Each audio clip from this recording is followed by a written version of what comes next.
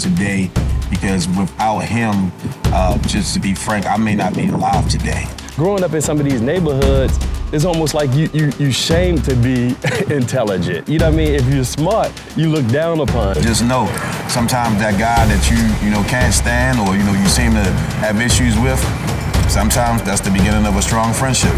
Me not knowing we was driving in a stolen car. Me not knowing there's 2 handguns in the vehicle. You know what I'm saying? I found myself on the news for kidnapping, carjacking, armed robbery. And my mom just began to ask a question. You know, she asked me, how many young black men you think get shot every day? I said, what? I'm upset, I'm mad, right? I'm like, I think a lot of people get shot. It happen all the time. She said, that's not true. Just the neighborhood and environment in which you go in, it happens all the time. But throughout this world, the world much bigger than just the environment and the neighborhood that you grow up in. This is not normal. Well, most of y'all know me as Ajtiim Lee. I am the young black man who wants to share my story with the world, to encourage not only other young black men, young black women, people all around the world, different minorities, all nationalities. There is no separation in who we're looking to target in our messaging. Today I'm blessed to have my childhood friend, my best friend, my closest friend and brother, Larry Darnell Brown Jr., who has an amazing story. My story is a part of his life story. Larry actually took me in as a young adult who was naive to the streets, and him and his family, they covered me, they protected me. They taught me how to move, how to think, how to process outside of the environment that my mother raised me in, which was more of a friendly environment. And I'm ever grateful, and even to this day, Larry has just been made pastor of Maranatha Truth Center. So we thank, the Spirit for leading him in the path and in a way that not only impacted my life, but has impacted his life. And now it's coming back, but he's my spiritual advisor. So today I want to share some of my childhood story by way of allowing Larry to share his childhood story. He has now not only graduated from the Baltimore City College. Yes, sir. City forever. Graduated from Coppin State University. CSU. And he is now a project manager for the state. He is in charge of helping to identify small businesses and distributing funds that is helping to leverage our entrepreneurs in our city, giving them access to buildings, giving them access to knowledge, information. Larry can give you more of his story himself, but I wanted to bring my brother on today because without him, just to be frank, I may not be alive today. I may not have made it through some of the things that I was facing, and there were absolutely, I believe, at least 2 times that I was facing situations that I was not aware of, and Larry and his family were able to run interference. So when I say not only am I thankful for this brother, but I thank God for somebody coming in my life who cared about me enough to not only save my life, but to interact and continue to help me to grow as a man. And as we go into this piece of these episodes, what we're going to be doing is sharing our stories to encourage people in a way that will help them not only to learn, but to have information to share as they go forward as well. I mean, I think what I seen in him is what I seen in a lot of my close friends back then is I seen me. You know what I'm saying? Just a young black man who had tons of potential, but lacked certain support in certain areas. You know what I'm saying? And I was just blessed enough to be able to grow up in a household with a mom and a dad, which was a rare thing in our neighborhood. So again, what I seen in him is what I seen in myself. You know what I mean? A young black man with tons of potential who just needed a little bit of support and nurturing and love, you know what I'm saying? So growing up in a neighborhood where as though I was raised by my mom and my dad, it was in the same household, which was a rare thing. And oftentimes, we take certain things for granted because it just comes so natural. But going over my friend's house and there's no dad there, mm-hmm. And they had a tendency to like enjoy coming over my house because of that male presence, that male figure. So again, me and him just kind of grew really tight because of the potential. We both like sports. We both was fairly intelligent, and we had a sense of style. Yeah, man. So I think, again, just being products of our environment, it was just certain opposition and hurdles that we all was faced with.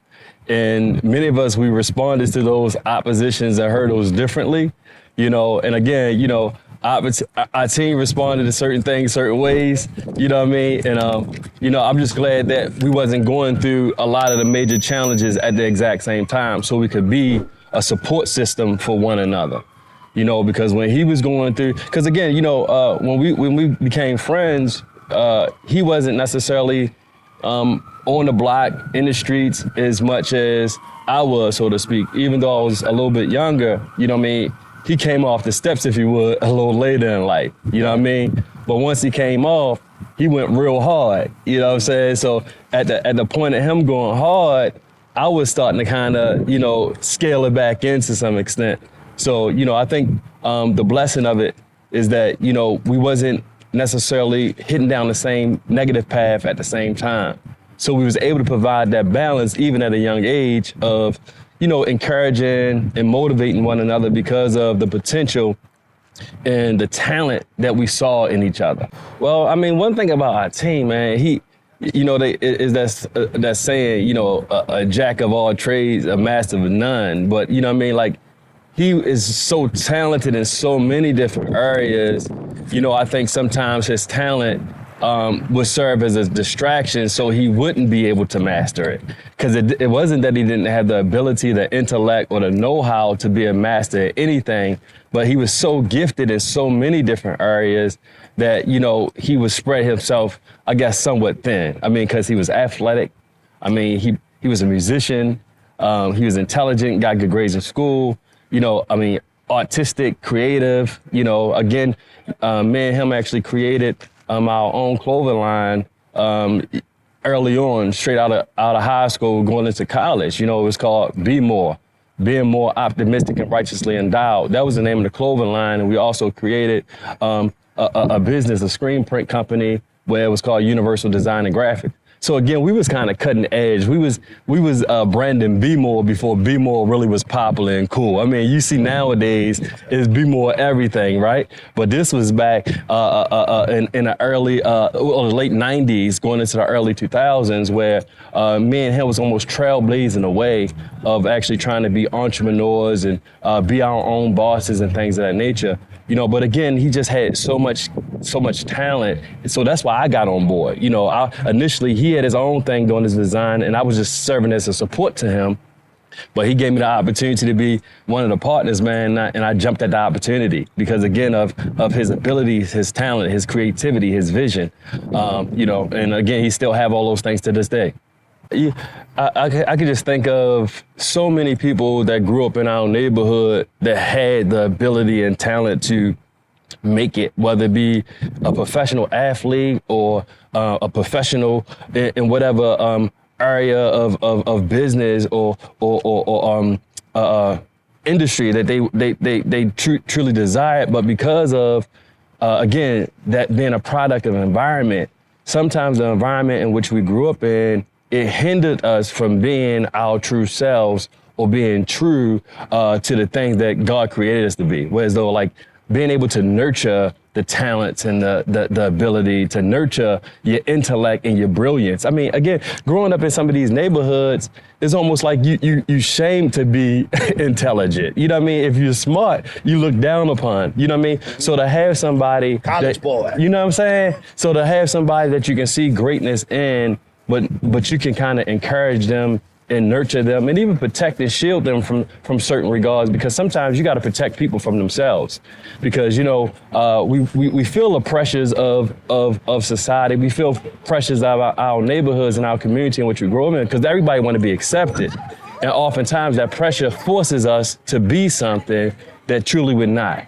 You know what I mean? But if we have the support that's needed, we can actually flourish and be everything that we truly desire to be. So again, in Ajtiim's instance, him just having the support of our friendship and the support of my partnership, I think it allowed him to more confidently and boldly walk into the other side of him. You know what I mean? Not the street side, not the neighborhood side, but the creativity, the businessman side. And the defining moment, man, I say it was my blessing and my curse. My senior year of high school, I got locked up on January the 1st. I'll never forget it because me and a couple of my so-called friends, we actually was just leaving a party to bring in the new year.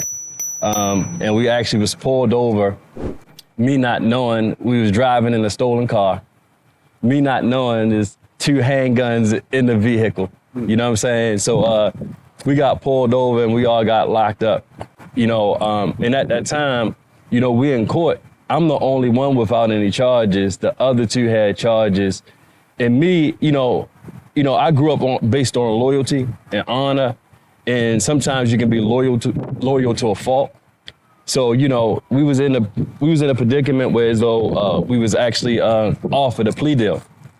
And the plea deal was we could either go to the jury or right now they can actually give us parole so nobody won't be able to go to prison. So for me, and it was boiled down to all of the decision was weighed on my shoulder.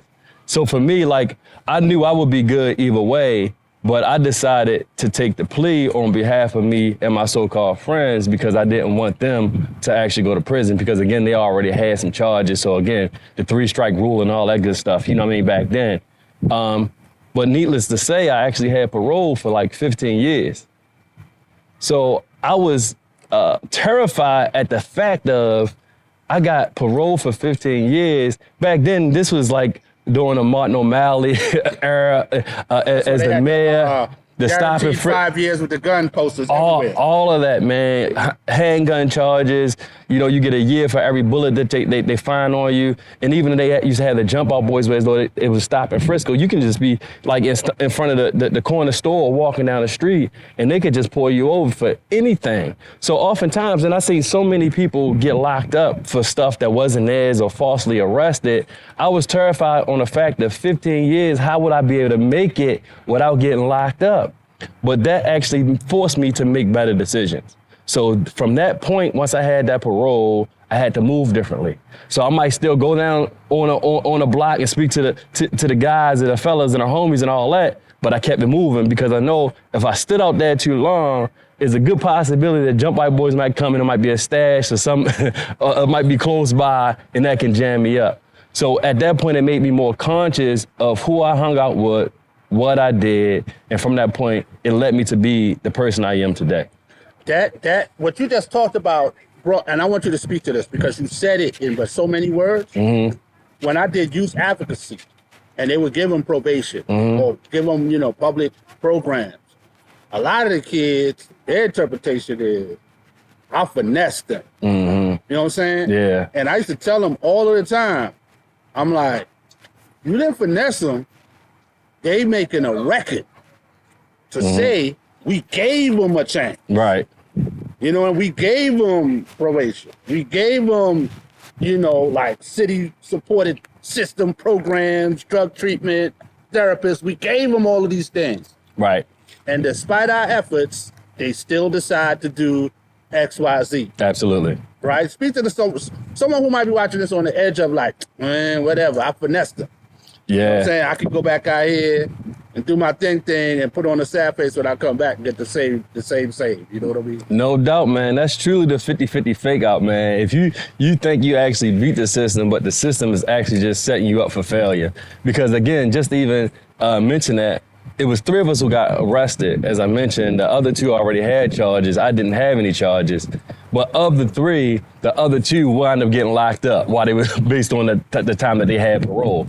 Because again, you can think you get away, but if you don't change your mindset, your decisions, and the things you do, it's just a land that inevitable. It's just a matter of time that you are going to get locked up if you keep on moving the way you was moving. And the difference with me is it forced me to move differently, because I had to make better decisions. You know what I mean? So again, it's like, you know, we just got to recognize that there's a game, and the game is set up for us to lose. So if we don't do things differently, it's just a matter of time before game is over. I always like to tell my version of the story because it's the lighter version. Right. So this dude used to run around with a bunch of little guys in the neighborhood. And even though I'm only 2 years older, at that time, I looked at myself as a lot more mature. I've always kind of hung with older people and, you know, being in the church with older people, you feel more mature. And I would look at these little dudes like, man, they just bad. Right. You know, they be breaking bottles and running around, you know, teasing people, and then they would also they could mess some people up. Let me just say that. You know, you could get messed up messing with these cats. You know, you had Silk, Slab, Duck, Larry, Mookie. Then we got Pretty T, you got P Dub. I mean, we were called the Building Boys. Yeah. And if you listen, I'm saying we because I go from I can't stand these guys to being recruited. Being one of us, right? No doubt. Yeah. I get recruited, but the way it happened, and you think about it, man, it's you can't make this up. So I was already into Baltimore City College, which is an academia high school. It's a public school, but you have to have certain grades to get in. So it's like a private school for people who can't afford private school. School has a great history. Everybody from Kurt Smoke to Joseph Meyerhoff. You got a lot of the mayors. Schaefer graduated from there. Yeah. A bunch of the local councilmen, senators. We could go on and on with the list of names that came out of our high school. But the interesting thing for me was I didn't know Larry was trying to go to City. Right. I would have never thought that from my perspective, right? Perspective is a big thing, right? What you think you see, right? Yeah. Shout out to Ray Haysbert Sr. and Reggie Haysbert. Rest in peace to both of you guys, my mentor. Right. One of the owners of Park Sausage with Mr. Ray Parks and Willie Adams. Ray taught us in class, he said, it's not what you see, it's what you think you see. What you think you see, yeah. It's not what you hear, it's what you think you hear. What you think you hear, I thought I saw this little bad kid. Right. And I think by the time, the moment I'm going to speak of, the day I'm going to speak of, by this time, I think we had gained mutual respect for each other on the court, right? You know, I knew he was strong, I knew he could bang, he could score, he would go down when he didn't cry. It was a big thing with us growing up. You don't call ball, and you don't give ball. Right, so if you foul me, I'm not gonna call ball. When I foul you, you don't call ball. Right. No blood, no foul. No doubt. Yeah. And we played in something called the cage, right? Yeah. Which is similar to the jail's basketball court at the penitentiary. Right. I mean, you can't make this stuff up. Right. They prepare us in our neighborhoods to be great prisoners. Right. And this is the environment we're playing in. It's Exactly. a singular basketball goal. It's like 3-point line in, right? Which is the cage. And I mean, you really don't have nothing to do but just bang into each other. Right. And one day, I think by this time we were kind of like playing around a little bit before people would come up. And then we had been in that space. And then he said, hey man, you go to City, right? And this is how strategic Larry is. He already knew I went to City, right? And you go to City, I'm like, yeah, I'll go to City. Like, what's up? So he was like, you know, I'm coming up there next year. And, you know, from there we just kind of talked, and I could feel the energy where he was different this day. You know, he was really saying, hey man, like, you know, I want our relationship to change, right? So we talk about nonverbal communication, right? And we talk about being open to difference, right? To something being different today than it was yesterday. And in that moment, I can tell that he sincerely wanted something. At that time, I didn't see the value of what he would bring. Yeah. And as I spoke about our relationship and friendship earlier, all of that came along with becoming his, listen to this, I become his big brother, but he's protecting me. Yeah. I become his big brother, and he respects me as that. Right. But he is protecting me because every eye that's watching over him is now watching over me. Right. That part of our friendship is what we've continued to grow out of. So we went from basketball. I started modeling. Larry became the president of SGA for his class. Right. He went on to go to Coppin State for business and graduate. I never finished. So when we look at our relationship, we almost kind of exchanged roles, right? Yeah. I started to get more into legal trouble. I found myself on the news for kidnapping, carjacking, armed robbery. I remember when Larry got shot, and I know he doesn't like for me to mention this often, but there's a scar on the side of Larry's temple. And this is around the time where I believe I had just gotten baptized, and I can remember he was kind of like, you know, staying in the house more. But one thing about us, you know, we TTG, we train to go. So if your man call you and he needs you, you're gonna go. So I think he went for a ride to holler at chick with dart or something, and something transpired, and some guys came, and next thing you know, some shots went off, And when I heard about what happened and I talked to him, this is nothing short of God having his hand on Larry. He said he heard the shot and he's looking forward. Pow, the bullet is coming this way. He turns to look at it, grazes the side of his temple, right? Had he not turned his head to look, he stays straight. This bullet goes straight in the side of his temple, and the likelihood of him being right here next to me today is slim to none. Absolutely. And the reason that I like to share that story is because when we talk about navigating controversy, when we talk about overcoming obstacles, when we talk about surviving beyond the circumstances and the struggle and where you come from, what you have to do is look back and recognize is that it wasn't you. Right. That you have a higher purpose, that you have a higher calling, that you have a higher cause. And that's specifically what we're here doing this piece for. We are fulfilling that which we feel that God and the Spirit has put in our life, because we both had chances or opportunities where our life could have been taken. 100%. Right? We could have been in prison Right. to this day. And I know that most people don't find this stuff entertaining. But when you look at where we are in 2024, when you look at the election results, not so much that Trump went in office, the fact that the country thought that it knew where we were. And now we realize that we didn't understand, that the country didn't understand. So there's an opportunity for newness. Right. And that newness, what I personally am calling black men to do is to stand up and be black men again. And to be a black man, you need to unite with your brother. Right. You need to spend time with your woman, your daughter, your mother, your son, your grandparents, your nieces, your nephews. You need to record your history. You need to share your history. You need to do all the things that wasn't done for you. Let me say that again. We need to do all the things that was not done for us, because if we don't prepare that for the next generation, we're going to be lost. 100%. So there's a bigger reason that we're coming here and telling our stories. It's not, hey, I'm a success, or, be like me. That's not what we're saying. What we're saying is we are going to talk about things in these episodes that every black man and woman and other nationalities can relate to. We want to talk about being secure in yourself. Right. Knowing yourself.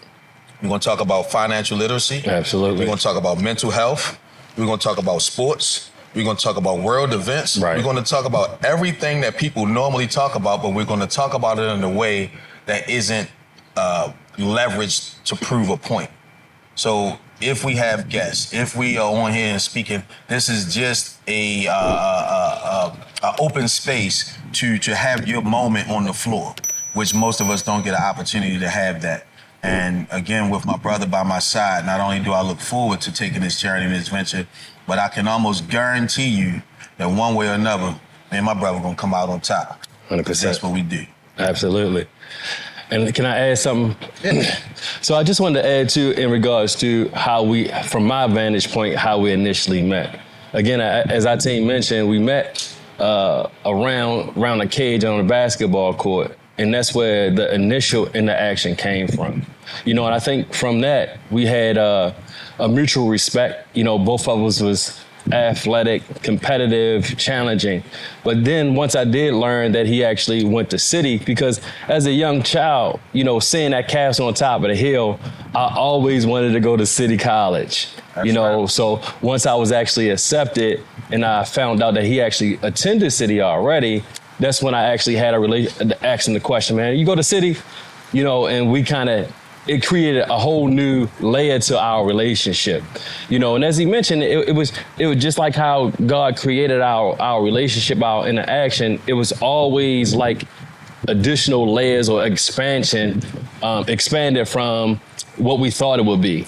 You know what I mean? Because he had his thoughts or his stereotypes of who he thought I was as a young man. I looked at him, and I had my stereotype of who I thought he was, just one of them dudes who just stood on the. Do y'all all know the stigma of a light-skinned, curly-haired dude? No, they don't know boy. it. They don't know it. Then you got the other side, which is when you get the light-skinned, curly-haired dude that go harder than any bald-head black dude. This dude is a daggone tiger, right? But then what I learned that I love about him is he knows how to shut it off. So at that time, all I'd seen was the tiger. Yeah. I didn't like it.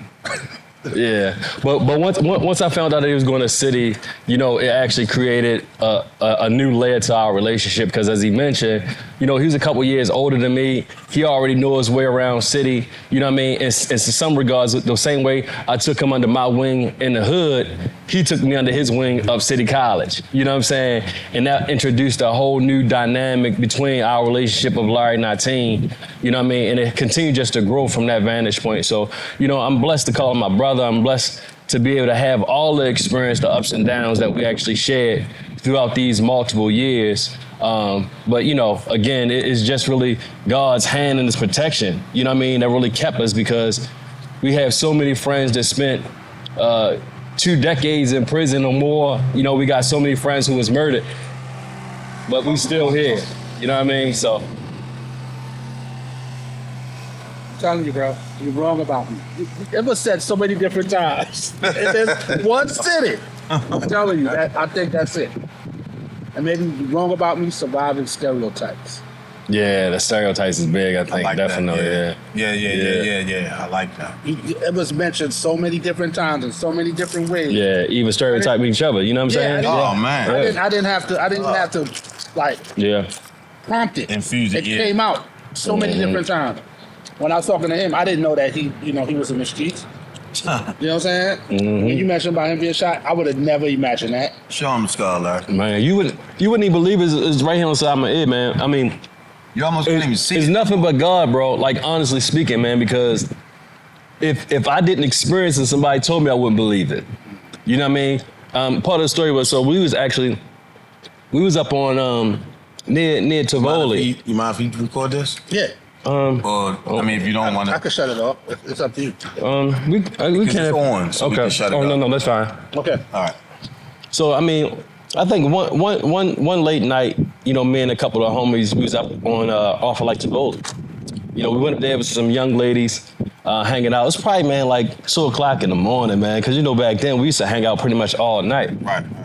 So I'm sitting in my Ford Torino, the hoopty back then. You know what I'm saying? I think it was a 1972 Ford Torino, man. Got some stories. Yeah, man. So I'm sitting in the driver's seat, right? My man Silk, he was standing outside of the passenger seat with the door open, talking to a young lady. My man Doc was over there talking to another young lady. So it's like women kind of like scattered about. I'm just sitting in there. I'm probably listening to some music, just chit-chatting, you know, just enjoying ourselves.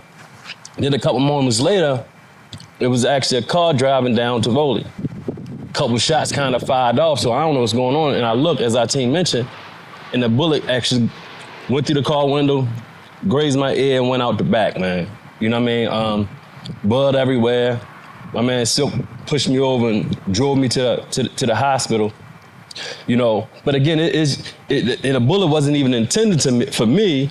But again, just the dynamic of our neighborhood and our environment. And one thing about the situation, like I tell people oftentimes, like if I wasn't part of it and somebody told me that, I wouldn't even believe it. I walked out of the hospital room with a couple stitches, but my ear's still intact, my face still intact, but it was nothing but the grace of God, man.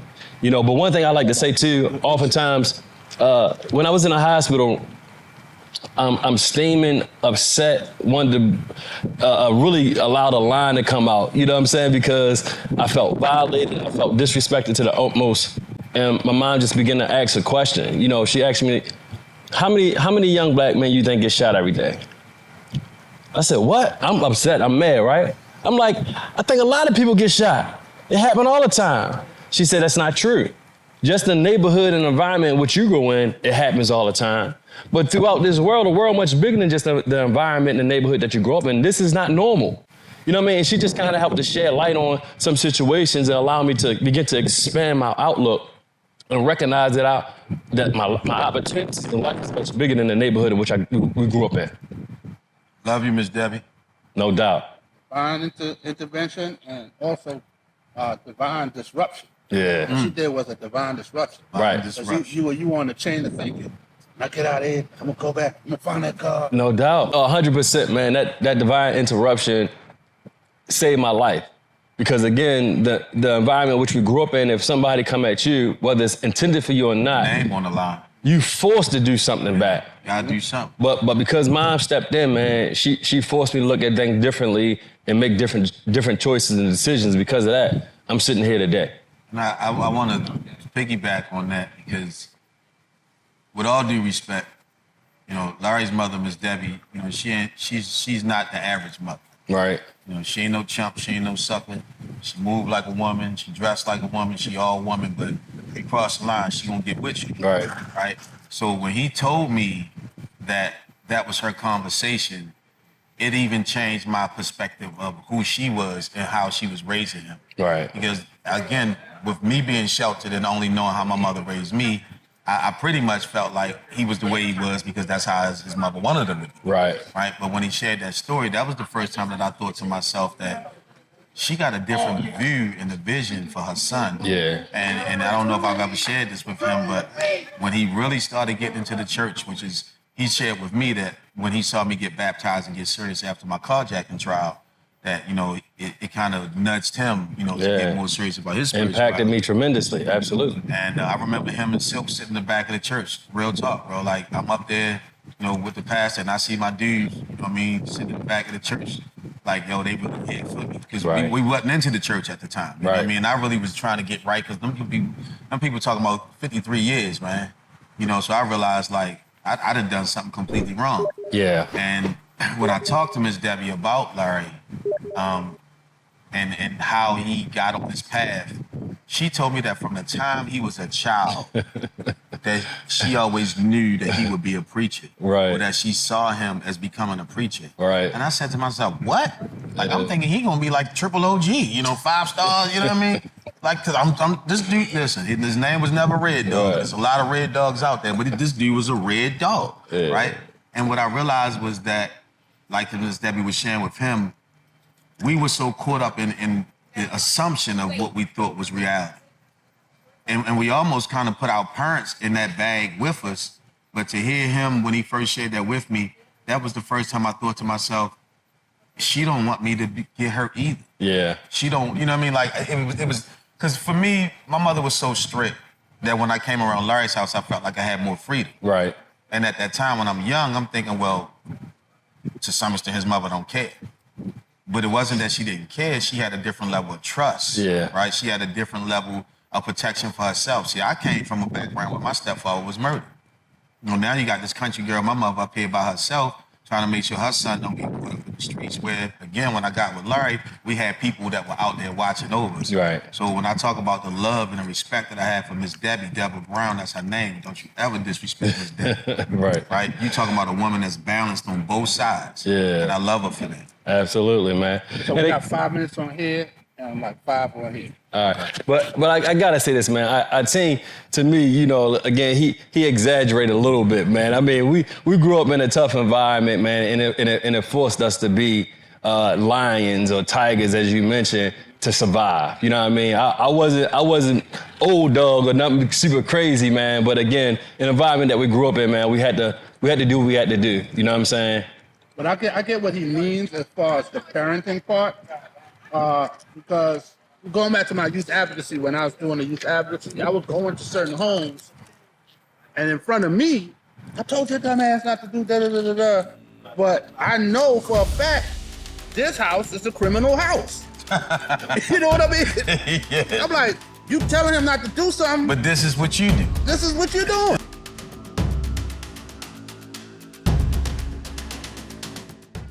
Next time on Kontra Versi TV. Because I was in management, I was a supervisor, which is considered baseline management. I got to see behind the curtain. I was there for 18 months. And I'm gonna throw this in there because I was fired I had medical marijuana cards. Yes, I was using medical marijuana to regulate my pain and not in my emotions, because I would wake up in the middle of the night hearing screeching tires. I personally learned that she was the VP's children godparent because one of the team building times, the VP showed up with our kids and they were in my boss's office. And she was like, they my god kids. And I put 2 and 2 together. And I got knowledge of it, but I can't say where I got it from. She was backdoored into the company.